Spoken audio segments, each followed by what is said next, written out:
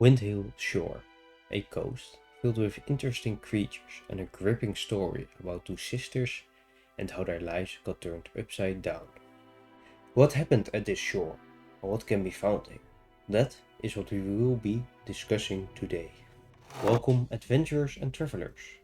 Today we will be discussing the Windhill Shore, a place where you can find many different creatures, stories, and where a great tragedy took place.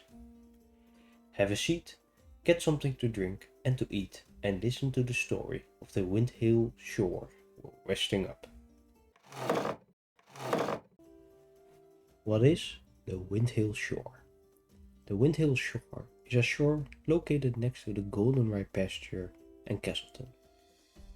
It has a light tower standing on its ground, and when interacting with the waystone, we learn that the wrecks of ships come from storms.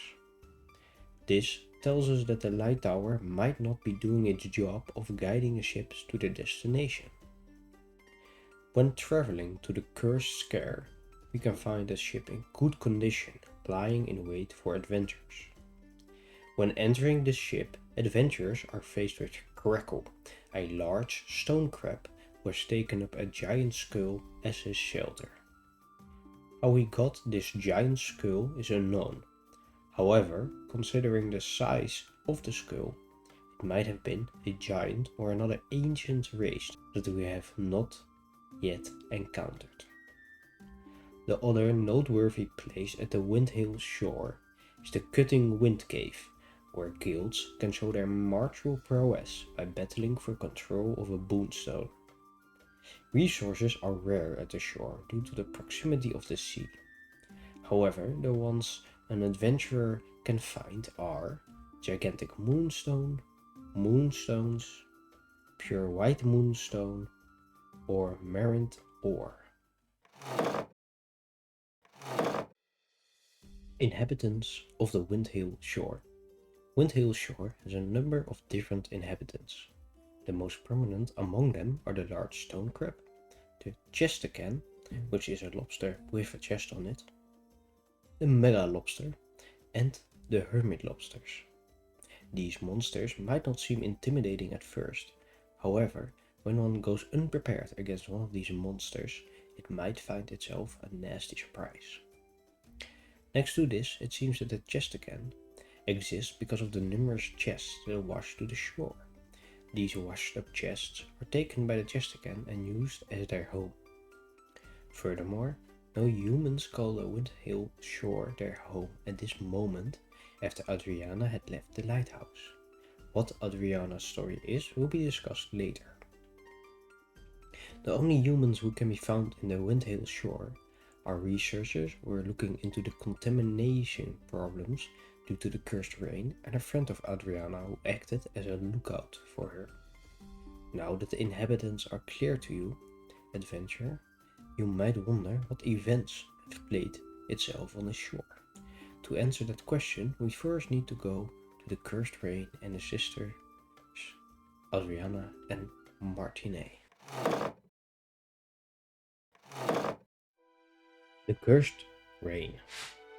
A critical event that happened on the Windhill Shore is the kidnapping of the sister Martine to force the sister Adriana to summon a cursed rain.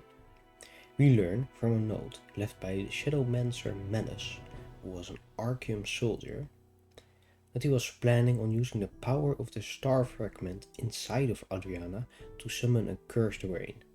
However, Adriana did not know that Melis had tricked her by using the wrong materials for the ritual to summon the rain.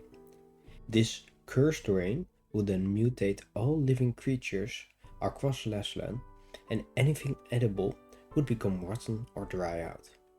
This was done in order to accumulate prestige for Melis himself and show the people of Lesland what the consequences were of helping the resistance.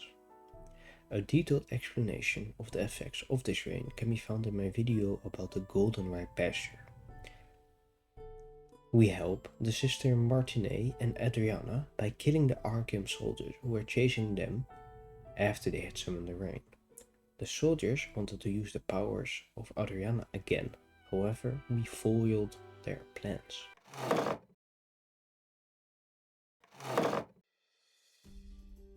The end. To conclude, the Windhill Shore is a place where many interesting creatures live, and where we can find an example of the devious acts the Arkham Legion will undergo in order to gain more power. I want to thank you all for watching this video. It is not a lot of information due to the fact that the shore does not have a lot of content. However, I hope you liked what was put together. This video is part of a series to catalog all the different areas of Throne and Liberty, and will continue with the Black Hole Plains, which will be a much bigger video. So stay tuned for that. Don't forget to like and subscribe, and I will meet you all in another video or in the field. Stay adventuring, adventurers, and keep an open mind.